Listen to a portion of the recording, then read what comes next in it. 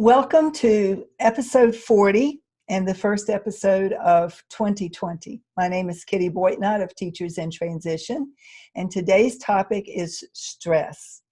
Now, we've just made it through the holidays.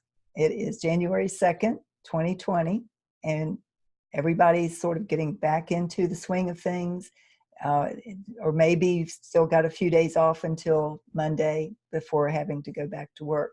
But all of the Christmas packaging has been tossed away, and that maybe you have the tree up, or maybe you're in the process of taking the tree down.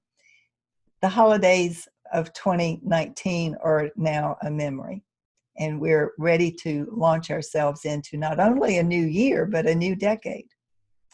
And it occurs to me that a lot of people are feeling really stressed. In fact, I saw yesterday that one of the top topics for 2019 was burnout.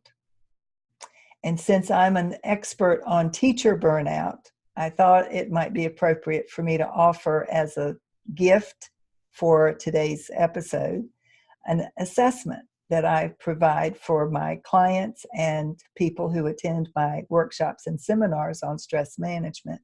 It's an assessment of your level of stress, and I'm offering it to you for free. You can find the link to it in the show notes. And when you download the questionnaire, you will be asked 32 questions, and you're invited to answer them quickly without thinking about them. Just go with your first gut impression of how you feel about that particular question. There's some questions that have to deal with your health and your sense of peace of mind and relationships. And at the end, you are directed to consider that if you answered more than 10 of the questions with a yes, then you are overstressed. You know, a certain amount of stress is normal. So if you have 5 or 10 or 12 of the questions answered with a yes, that's normal and it's manageable. I mean, none of us are going to be living stress-free lives. And if we were, we'd be bored to death.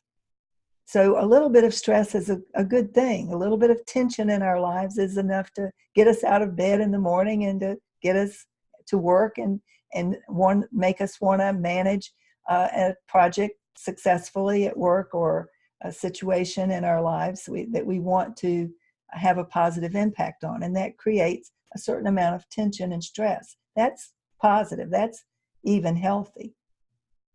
But when you get into trouble is when you feel overwhelmed with stress, that there's so much going on in your life that you don't feel like you can manage it. You're just pressed down by it. You're being grounded down by the stress in your life. And nothing is going well. You know, I just watched the Prime special, Brittany Runs a Marathon, this weekend. And in the beginning of the story, Brittany was an example of overstressed, not taking care of herself, everything, you know, sort of going to crap because she felt like her life was out of control until she decided to do something about it. And then the story is that she took control of her health and other aspects of her life, and things began to turn around for her. We are each able to do that. We are each in the position of taking responsibility for our own lives. But first, we have to decide that we're willing to do that. And not everybody is willing. So if you are willing, take the assessment, determine where you are on the spectrum. Are you normally stressed or out of whack stressed?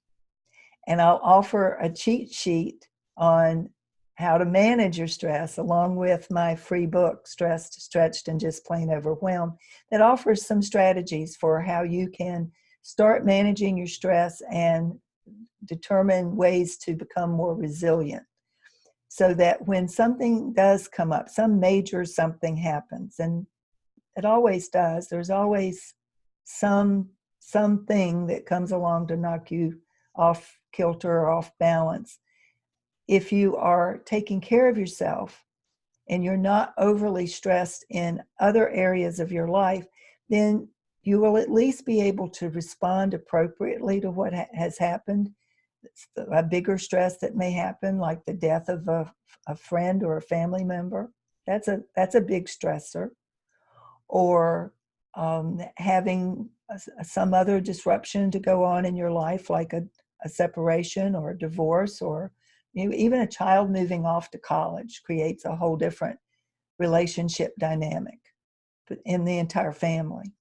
So when those kinds of things happen, if you've been taking care of yourself and you're not overwhelmed already with stress in your life, you're able to be resilient. You can come back from whatever's knocked you on your butt. You can get up and move on more quickly.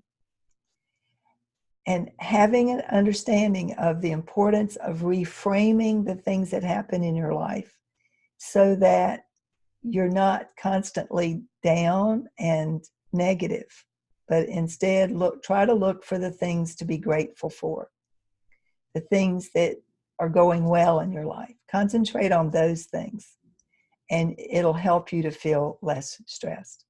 But the starting point is to know where you are on that stress spectrum. So I'm inviting you to take the stress assessment and then to download the cheat sheet. And if you want the ebook, go ahead and download that as well. Start taking control of your life in 2020, and start by taking control of your stress and managing your stress in a positive and healthy way.